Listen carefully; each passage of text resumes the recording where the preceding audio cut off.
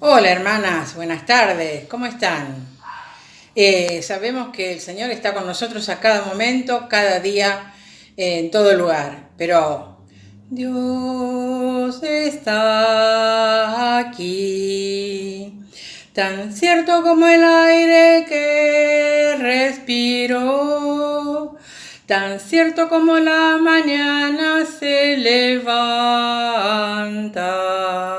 tan cierto como que le hablo y me puede oír.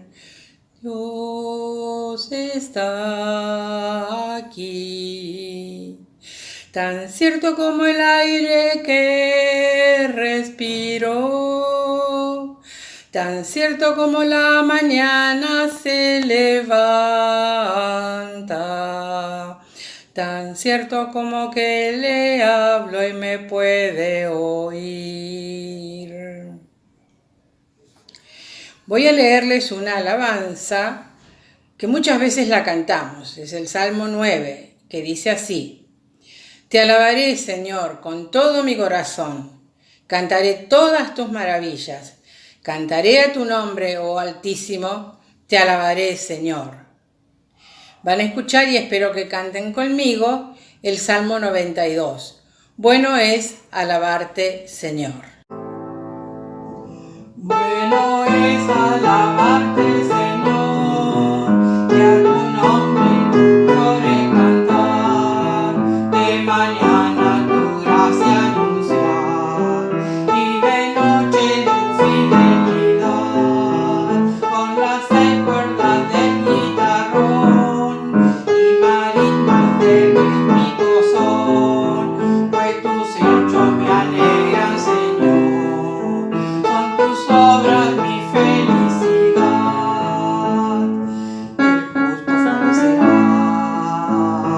como la palma y se multiplicará como cedro del Líbano.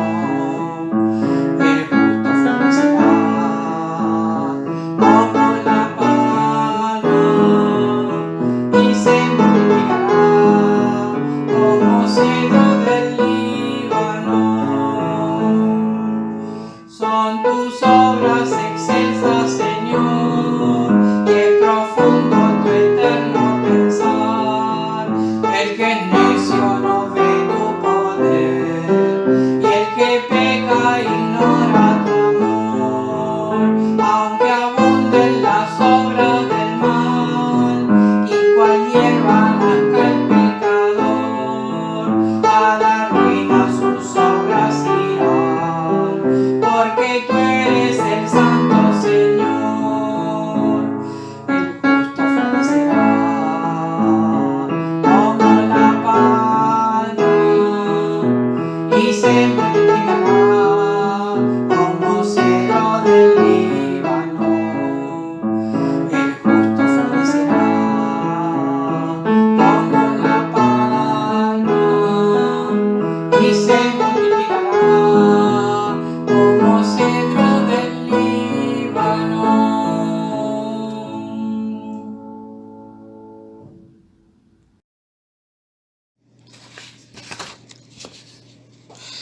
El tema de hoy es Jesús y la justicia. Leeré 4 pasajes distintos que muestran cómo Jesús impartía justicia.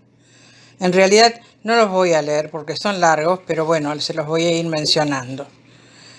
La misión de Jesús es capturada en una única visión, con 2 dimensiones. Su esperanza de una humanidad restaurada prevé el bienestar de las personas que son espiritual y socialmente pobres. En medio de ellos, la rectitud y la justicia marcan los acontecimientos de sus días y sus noches. Jesús, en compañía de su pueblo, vive correctamente y les da una nueva razón de vivir. En los códigos de Jesús, amar es ser justo es amar.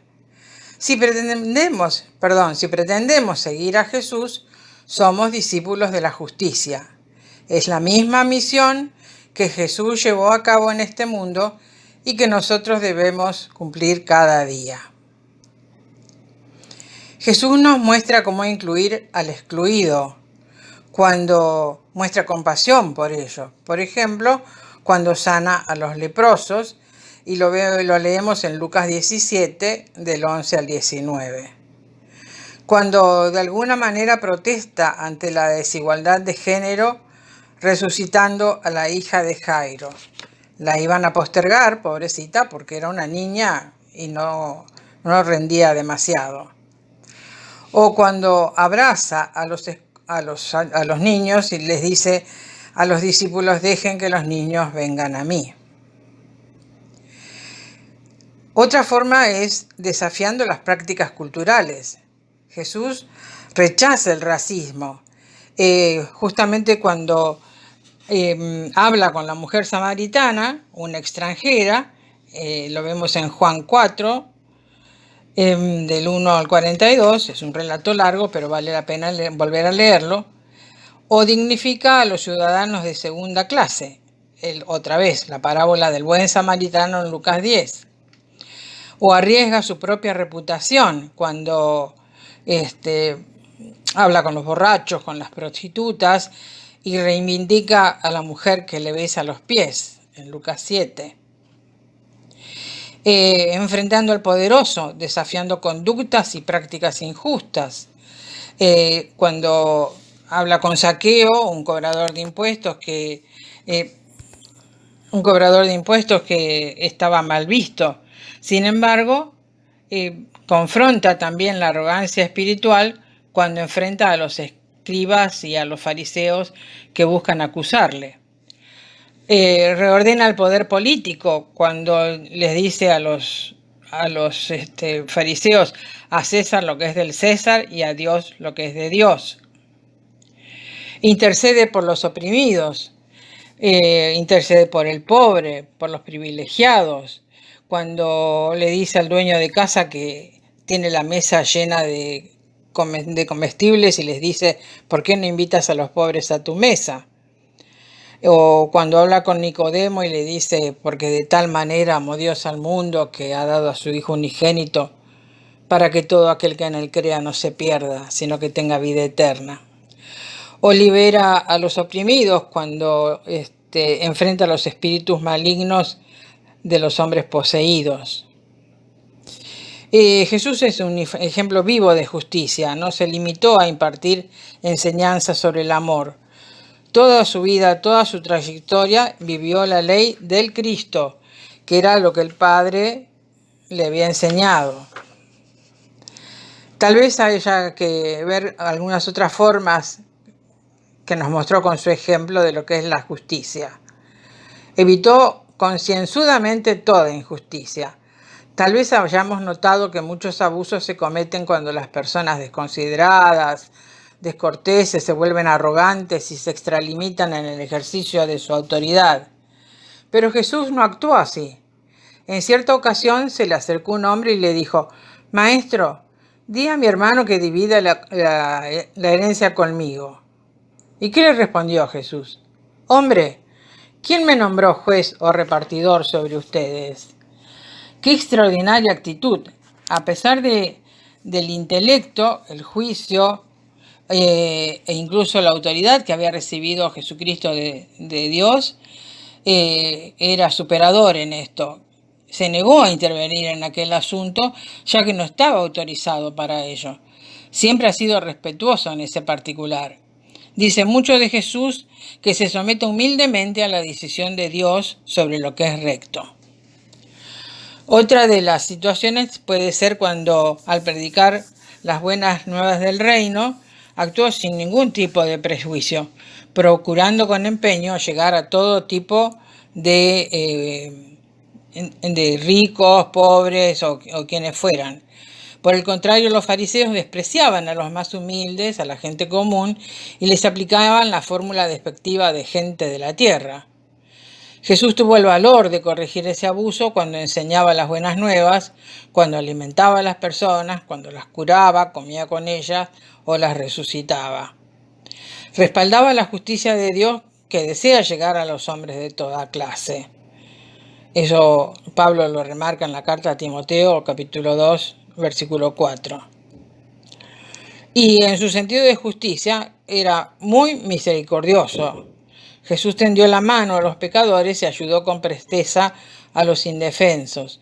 Por ejemplo, en vez de promover la desconfianza hacia los gentiles, como hacían los líderes religiosos, ayudó e instruyó a algunos de ellos, pese a que su misión se centraba en el pueblo judío. Accedió a realizar una curación milagrosa a instancias de un oficial romano, cuando dijo: no he hallado en Israel a nadie con tan grande fe. Recuerden que Jesús había curado a su criado. ¿Y de qué manera defendió Jesús la dignidad de la mujer? Ahí sí que vemos la relación entre valor y justicia. De igual modo, Jesús no apoyó las ideas sobre la mujer que prevalecían en su época.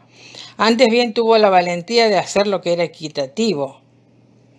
A diferencia de los israelitas, quienes consideraban que las samaritanas eran tan impuras como los gentiles, él no vaciló en predicar a una de ellas junto al pozo de Sicar. De hecho, fue la primera persona a la que se presentó claramente como el Mesías prometido.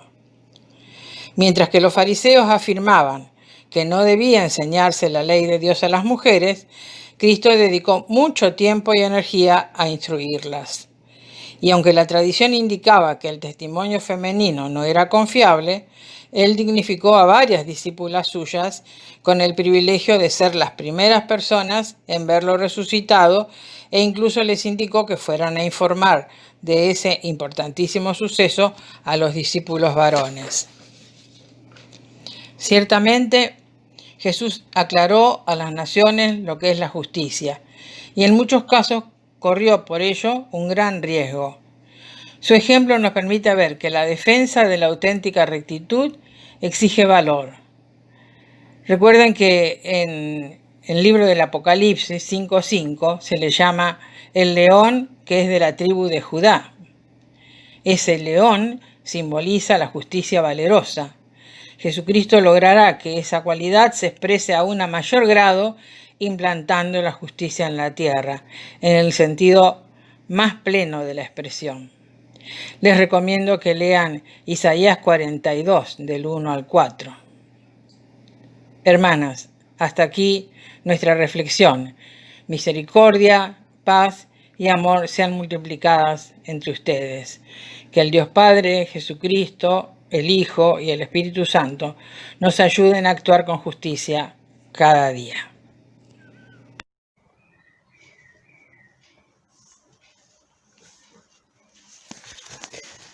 Buenas tardes, queridas hermanas.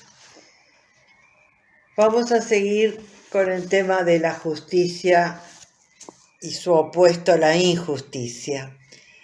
La palabra justicia viene del latín ius, que significa derecho. Significa en su acepción propia lo justo. Nació de la necesidad de mantener la armonía entre sus integrantes.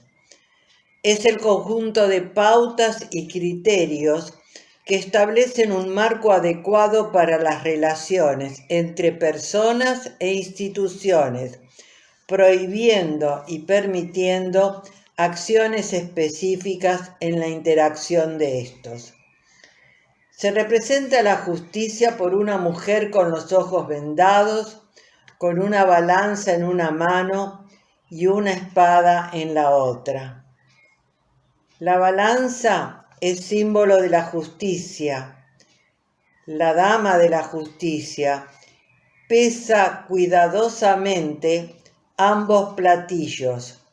Sugiere la búsqueda de un resultado cierto y justo.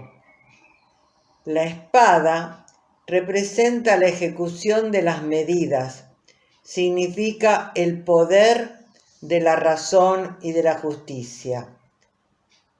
Los ojos vendados representan las decisiones objetivas e imparciales, sin influencias de riqueza, política o fama.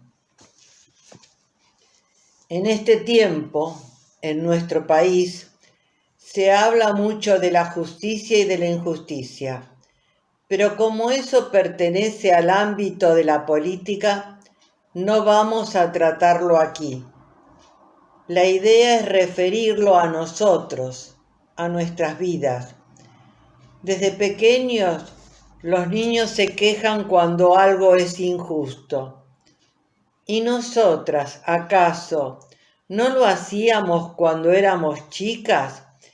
¿Y no lo seguimos haciendo ahora como adultos? Decimos, esto no es justo, o es injusto lo que hiciste. Lo utilizamos para defender nuestros derechos y ante situaciones que, aunque son ajenas, nos indignan y decimos la palabra no es justo.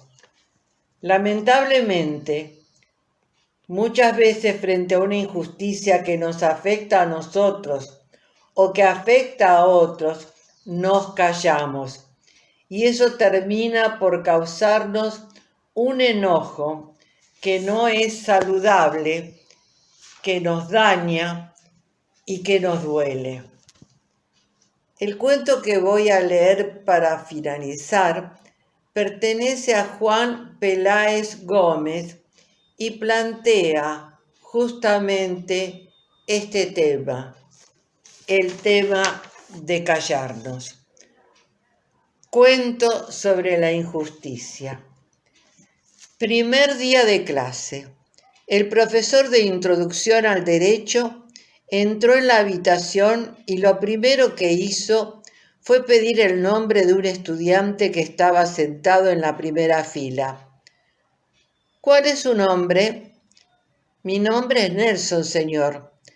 Fuera de mi clase y no vuelva nunca más, gritó el maestro desagradable. Nelson estaba desconcertado.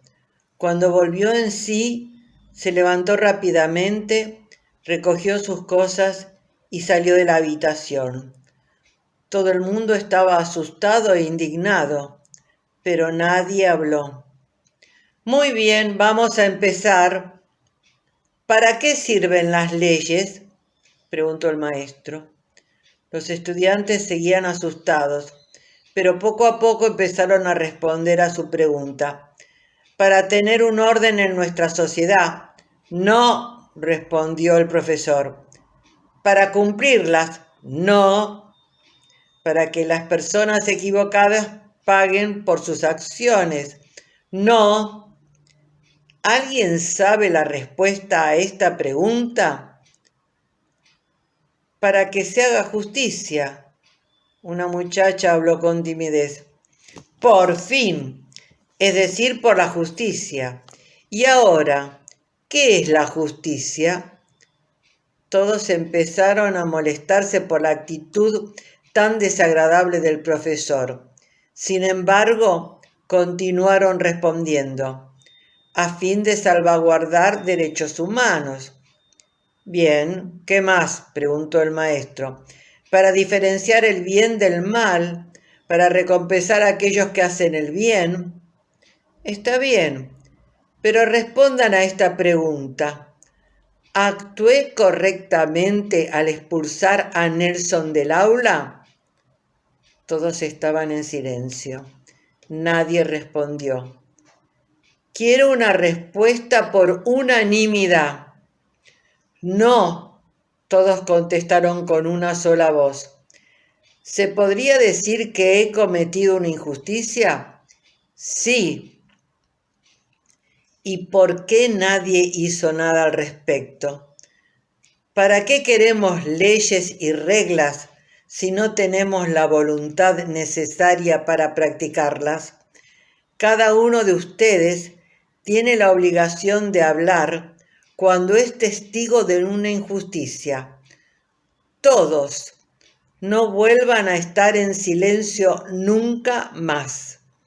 Vayan a buscar a Nelson, dijo. Después de todo, él es el maestro.